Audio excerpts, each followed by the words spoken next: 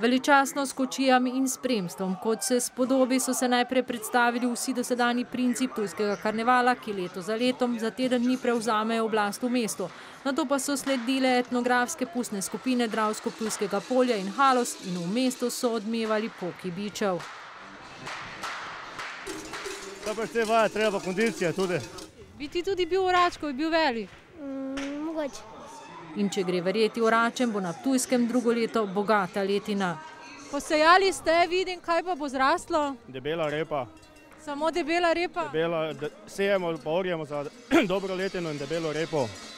Rekordno, kar okoli 600 kurentov pa je tokrat s svojimi zvonci odganjalo zimo. Med njimi je bil tudi ptujski župan. Ob tradicionalnih maskah so se na Ptuju predstavili tudi z maskami na aktualno temo. Ena izmed njih je tudi kralj Matjaž. Lepo pozdravljeni, kako je v vaši votlini?